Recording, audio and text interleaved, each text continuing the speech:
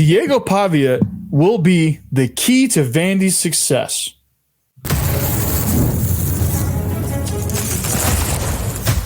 You are Locked On Vandy, your daily podcast on the Vanderbilt Commodores, part of the Locked On Podcast Network, your team every day.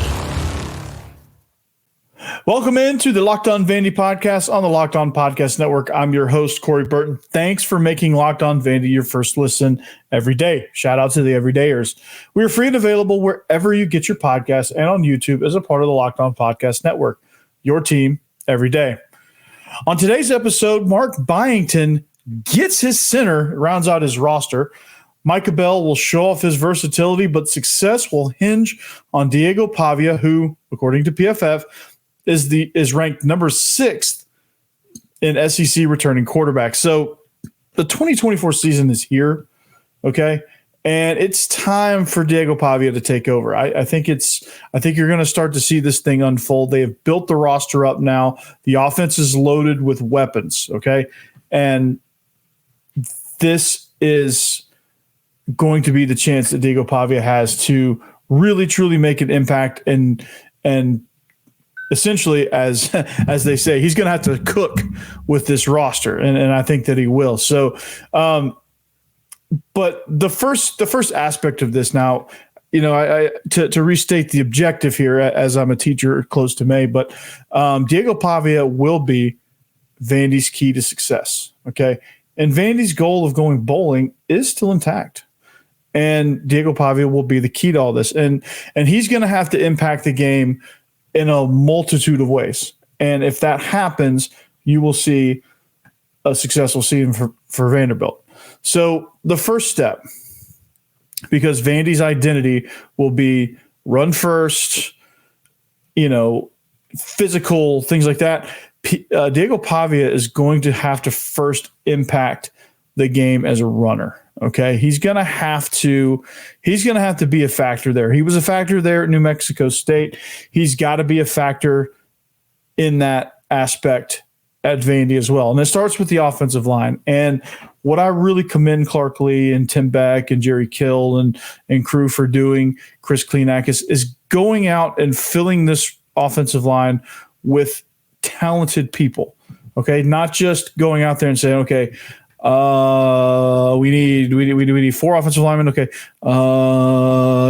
Get him. Okay. You come here. Like that whole panic thing.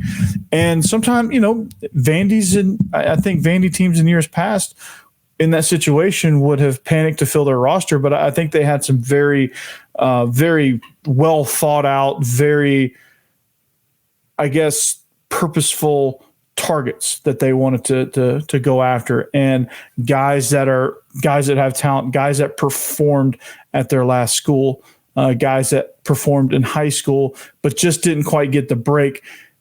What they all have in common is they all have something to prove. They all have a chip on their shoulder, and they're all trying to vie to play offensive line at the next level. So what I really like about that is that these offensive linemen will help Pavia in his goal of becoming a quality runner. And they've got pieces now in play and going to be able to put pieces in places to where that's going to be able to happen. Put guys in places that they're going to thrive in, like Stephen Hubbard coming in playing guard, Chase Mitchell, albeit he played left tackle at Liberty.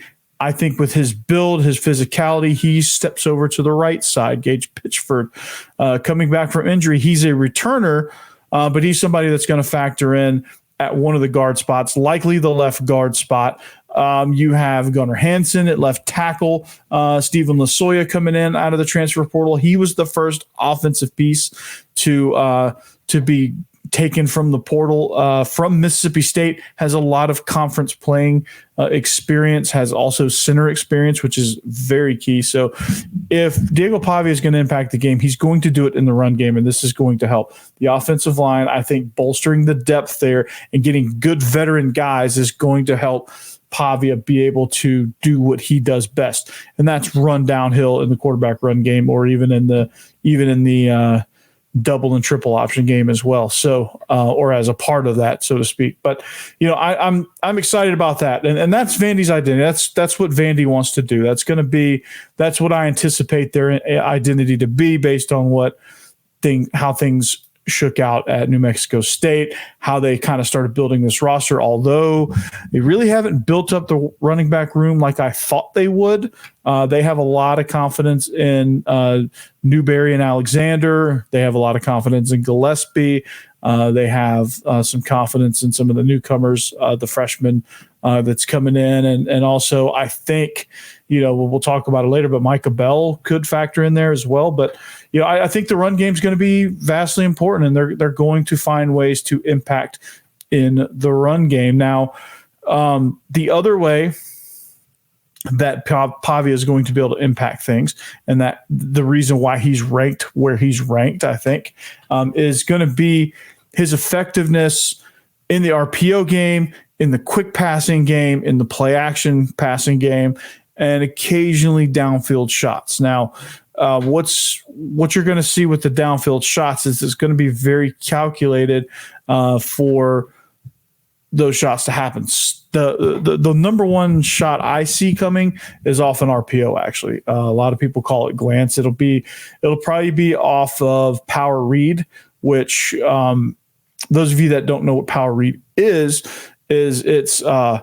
it's power where the guard pulls and the quarterback runs inside, and the power read has a jet component to it where the back flashes across his face, and then the quarterback reads the near side defensive end. Now, you add a third element into it.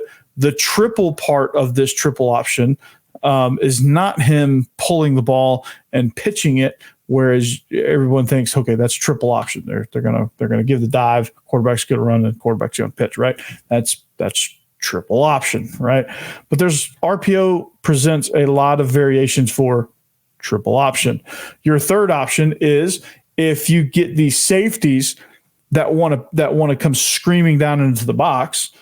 I think now with Darian Wiley, the addition of Darian Wiley a few weeks ago adds to Jeremiah Dillon. You have two kind of breakout guys on the outside that could really kind of make a difference in that vertical passing game.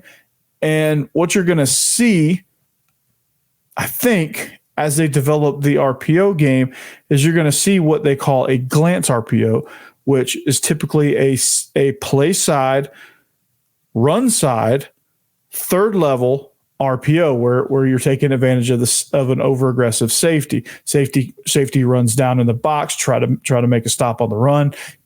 He's playing hero. He's coming in, screaming in like, "Oh God, I'm about to make a play, about to make a play, about to make a play." Oh boy. And that ball goes right over his head. And those are the types of things that Pavia can do to impact the game, just with his playing ability, like being able to hit shots like that. Now, he's not going to live hitting those type of shots, but he will hit a couple of them and they will be effective.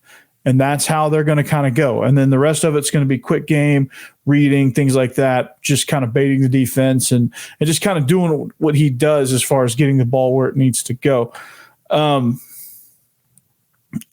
That should be kind of exciting. And these receivers, Lloyd Foungy, Quincy Skinner, Junior Sherrill, Micah Bell, Jeremiah Dillon, even Hoskins, Richie Hoskins is also in there. But those guys can come in and really kind of factor in the quick game stuff. I mean, you could run stick concepts with Cole Spence and Loic Foungy as the slot with one of your fast guys on the outside, and then the backside solo guy can be like Jeremiah Dillon on a slant.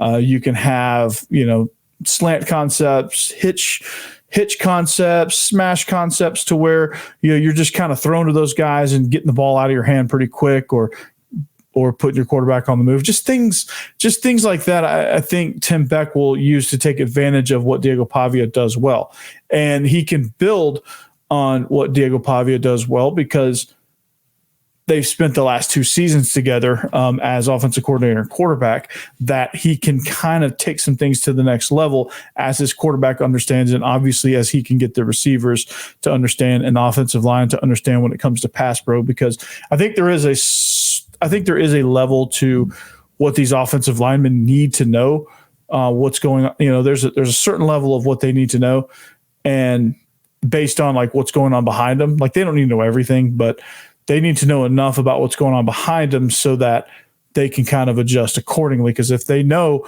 that Pavia is a runner, maybe, to prevent a 1.5 million holdings, you kind of have to know that, and you kind of have to anticipate that and be quick to release and re-engage, and, things like that just factor in. And that's part of how offensive linemen get rapport and get timing with the quarterback, is if they know he's a scrambler, which Pavia will be, these offensive linemen can get a feel for that and protect accordingly.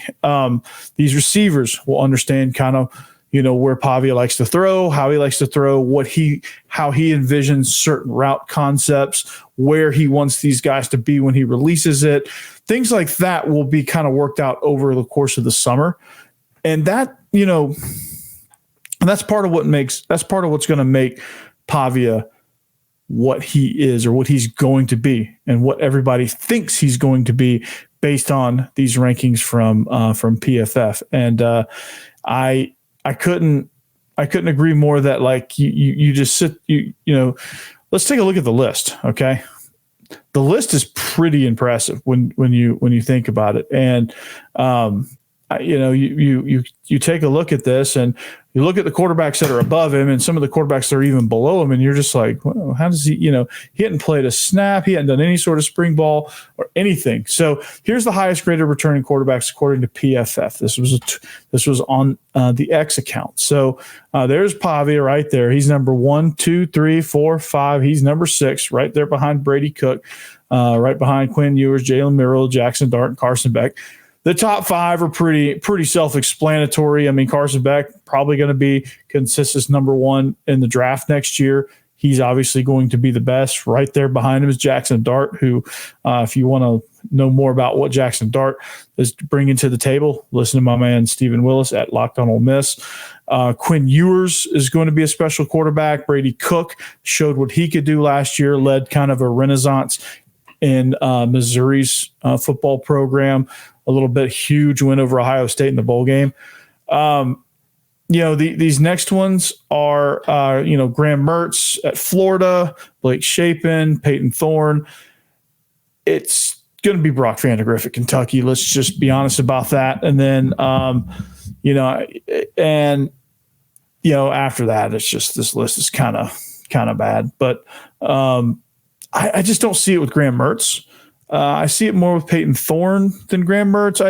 The back half of this conference, there's a massive drop off, honestly. But that's your quarterback rankings. I think you're going to see that kind of play out, and that's a pretty, for not having taken a snap at Vandy, 83.3 is a pretty good grade, and that shows you that he's going to be a pretty special dude. And so I, for one, am excited about that. And he has a lot of weapons to throw to. And, the weapons, the list of weapons have grown significantly since Diego Pavia came on board, since even some of these lists started coming out, since we've been having this conversation about what quarterback one was going to look like. But the weapons, they're plentiful now. They've got depth.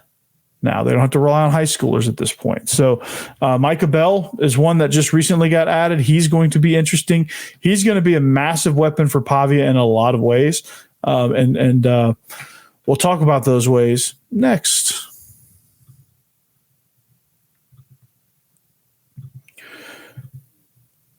When you're hiring for small businesses, you want to find quality professionals that are right for the role. That's why you have to check out LinkedIn Jobs. LinkedIn Jobs has the tools to help find the right professionals for your team faster and for free. LinkedIn isn't just a job board. LinkedIn helps you hire professionals you can't find anywhere else, even those who are actively searching for a new job but might be open to the perfect role. In a given month, over 70% of LinkedIn users don't visit other leading job sites. So if you're not looking on LinkedIn, you're looking in the wrong place. On LinkedIn, 86% of small businesses get a qualified candidate within 24 hours. You hire professionals like a professional on LinkedIn. So LinkedIn knows that, they know that small businesses are wearing so many hats. They're constantly finding ways, LinkedIn that is, to make the process even easier. They even just launched a feature that helps you write job descriptions, making the process that much easier, that much quicker. 2.5 million small businesses use LinkedIn for hiring. So you should too. Post your job for free at linkedin.com/lockedoncollege. That's linkedin.com/lockedoncollege to post your job for free. Terms and conditions apply.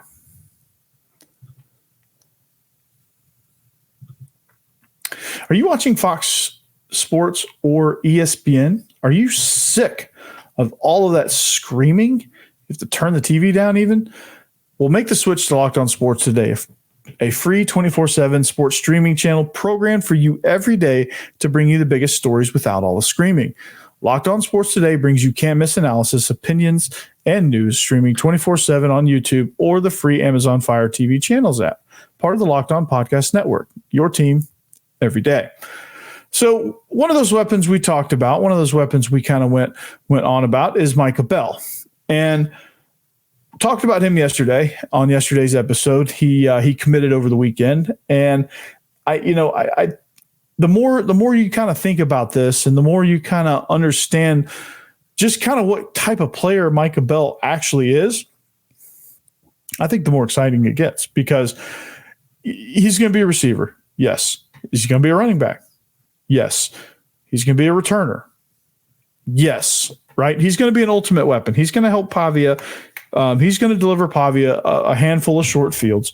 He's going to carry some jet sweeps. He's going to help on some first level RPOs, which is quick screens. He's going to be a pretty good blocker on those things. Empty personnel. He's going to be the running back in those sets. There might even be chances where he just straight up lines up in the backfield, which he did a little bit in high school as well. So I wouldn't put it past him for him to be kind of like I don't really know what a good comparison for him would be. I've been thinking about that, but I really can't find one. Maybe, I don't know, like, I don't want to say this one and you guys think I'm comparing him, apples to apples with this guy, but Percy Harvin type role where he's like a slot receiver, but he's a running back, but he's like a return guy, just kind of like an all around weapon. Right. And things really got tricky over there on the defense side of the ball. He could jump over there and play corner too. But, if Pavia is going to succeed, he needs weapons like that around him. He needs guys that can do a lot of different things. I said yesterday that the key word to describe what Vandy needs is an athletic program even, but more specifically football, was versatility. And you look at some of these guys and they have a versatile set of weapons, right? They have a couple of guys that can do a lot of different things. And then they have guys that are hyper focused on like one skill and just kind of like a puzzle. You got a couple of universal pieces, which you need. And then you've got super specific, hey, this guy fits right here and right here only. Mark Byington is doing the same thing with his roster. He's got a couple of guys that are just kind of universal fits anywhere, but then you have your super specific pieces, which we'll talk about that here in just a little bit. But Micah Bell is, I think that's another factor that we're not kind of looking at really, because, he just committed, the paint really hasn't dried on his signature there. But, there's just so many different ways you can use a talent like that, because he's compact, he's physical, he's tough. He has something to prove now. He wants to go play the offensive side of the ball. I think with this willing position change, like there was no fuss about it, or there seemed to be no fuss about it. I think that you could convince me that that's why he wanted to leave Notre Dame, is because he was tired of playing defense. You could convince me of that, and I would believe that. No doubt. But, he's got to, when you look at his game, the versatility is going to be the key piece here, because what that versatility adds, what that skill set adds, is another avenue for Pavia. And it takes a little bit of the pressure off of Pavia too. And it gives him another guy for defenses to say, oh boy, well, we got to stop him. Well, if they're stopping him, then Pavia can open up some run lanes inside off of the jet motion, off of the jet read. He has some quick targets downfield. I mean, there's a lot of different things that it opens up. And a lot of that is because it takes some pressure off of Diego Pavia. It also takes some pressure off the offensive line, because you're not running this guy against 8-9 man boxes. You're not running this guy into obvious situations, screens, quick screens, jet sweeps and things like that. Like, I think you're going to be somewhat dynamic offensively, that you're going to be able to not have to telegraph all that stuff. So he allows you to do that because he's a running back slot receiver. He can kind of do a little bit of both. And so with that, you get likely a more explosive offense. So this one excites me. You should really kind of keep an eye on how they use him, and just kind of, it's going to be interesting to kind of see the percentages that he gets at running back, percentages he gets possibly at slot receiver, if he gets any looks on the outside. Kind of one of the more underrated position battles in camp is going to be that punt return, kick return, right?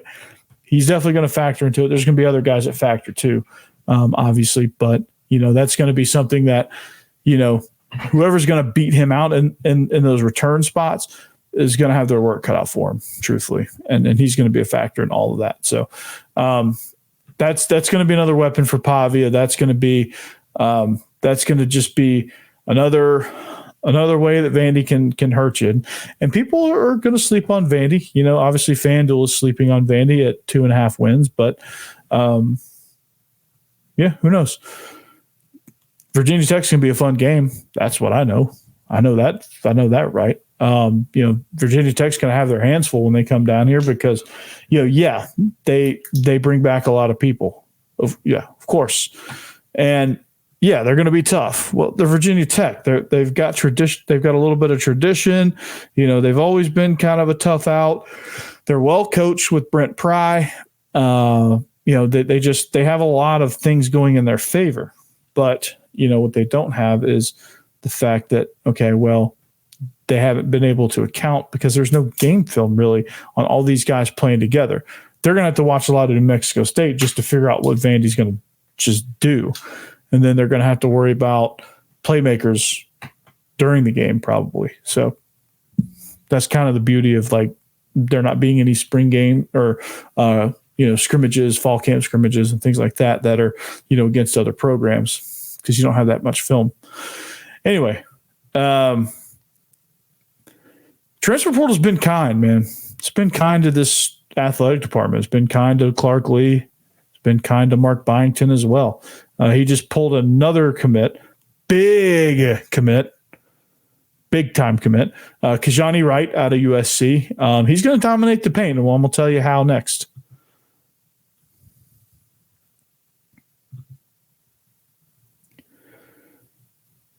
All right, welcome back. Segment number 3. We're going to wrap up this show here in just a minute.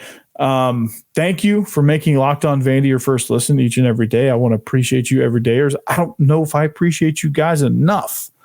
I never do. Well, I do. I mean to. But anyway, thank you for making us your first listen each and every day. Thank you for all that you do in making this show what it is. Continue to pass the word. Continue to tell friends. Continue to build this thing. Okay, I'm close to 300 subscribers now. This is something that throughout this dead season, I didn't think was going to be possible. I didn't think I was going to get to 300 until I'm almost 300, so I'm not quite there yet. I didn't think I was going to get to 300 until after football season, truthfully. But you guys have crushed it, man. But anyway, over the weekend, Kajani Wright committed very, very quietly, it appears, with Vandy, Tennessee going on the baseball diamond, and a couple football commits committing. Funny how a 7-footer gets lost in the shuffle here, but Kajani Wright coming over from USC is a massive get for Mark Byington. He is absolutely crushing it. He crushed it on his first pitch. He threw out the first pitch on, I believe it was Saturday. Absolutely destroyed that. Unfortunately, they lost the game, but he did good on the mound. Threw a perfect strike from the mound, which is what you want. That's got to be a good omen, right? I think so. But anyway, Kajani Wright, what he brings to the table. Now, I talked about him a little bit when I was talking about him as a target. I was like, Vandy needs to get this guy. This guy's dominant, man. This guy's dominant in the paint. This guy just, dude, he just straight gets after it, man. And it's exciting to watch. He is, if you look at his stats again, you're not going to find somebody who is, who just jumps off the page at you with stats. But he is a former McDonald's All-American. He won a gold medal for Team USA in the 2019 FIBA America's U16s. I mean, he's somebody. He plays a lot bigger than he is. He's 6'9", 6'10", something like that in that range. But he is, he's a dude now. He has a lot of upside. He has a lot of, potential. And of course, if you look at these stats, Vandy is taking a chance.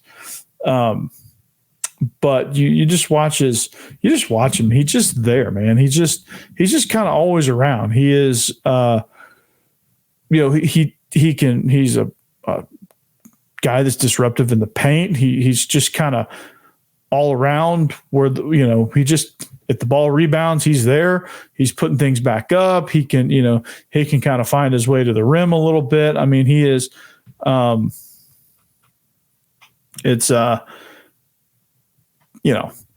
I'm very excited about that. And I think it's something that, you look for. You look for somebody that's going to be a rebounder. You look for somebody that's going to be, I would say, a bit of a pest. Okay. I'd say a bit of a pest, but he's developing a scoring game. He's developing some things, which I think in this offense, I think it'll open him up a little bit.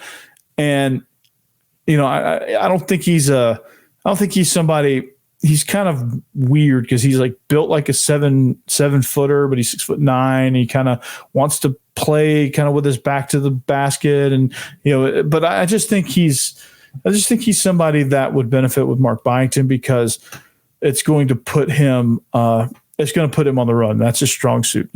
Anytime USC would get in transition, he's running the floor very, very well, and that's going to open up some things for him, and that's going to be something that I think will benefit this team. It'll benefit him, and it will give him a chance to do what he does well, which if Mark Byington's a good coach, he's going to put his guys in the best possible situation to accentuate their strengths versus having to overcome some of their deficiencies, right? And he's not somebody that's going to score a whole lot. He's not somebody that's you're going to get the ball in his hands. He's going to make a move on somebody. He's going to knock down a 15-footer, right? He is not, he's not somebody that if you're looking for him to score 15 to 20 a night, it ain't going to happen probably, but you get 10 points out of him with 10 rebounds and a few things on the defensive end of the floor. You're going to be very, very happy with him. You get some momentum changing dunks. You get a shot block here or there. Like you just get him in position and then you get him running the floor. I think you're going to be very, very, very pleased with what he brings to the table. So don't be overly concerned with the lack of his ball handling and lack of his shooting because you're not relying on him to be a shooter. You've got shooters. You've got wingers. You've got shooters. You've got guards that handle all that stuff. Now, just let him and Jalen Carey and Devin McLaughlin just kind of do what they do. Just be physical. I can't say what I really want to say, but just be physical bullies down there in the paint and just kind of own that, because he's physical, he's tough, he's mobile, he can run, and he's not somebody who's finesse. But if you look at his defensive stats, he's given up a lot of points. But again, with the kind of a fast break scheme, fast break system, I don't know that you need to be a defensive stalwart. And I don't know that you need to be all of that. So you can just kind of live in the paint, just kind of get in the way, force guys to score around you, just be a big impediment in front of the goal, and just kind of get rebounds and go. Get rebounds, flip it to your guards, and let's roll, man. But all in all, he's undersized. Yes, okay, that's kind of seems to be the story there. He's undersized, but again, it's going to be somebody that can run, and you're gonna find that the difference between 6'9" and 7 foot, you're not really in this type of scheme. You're not really going to notice all of that. Now, it'd be nice to have a 7-footer, obviously, but I think you're going to see a team that's going to establish the run. And when I say establish the run, not talking about running the football. I'm talking about establishing the run. Like, hey, we're gone. This is what we do. Okay.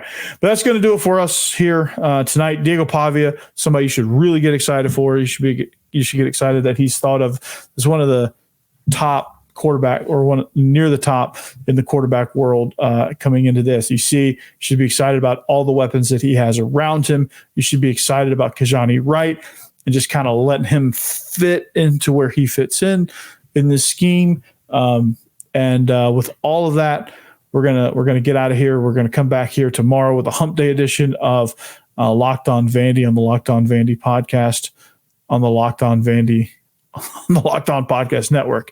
So with that, I hope you have a great rest of your evening, rest of your day, and we'll see you back here tomorrow. Anchor down and behave yourselves. Peace.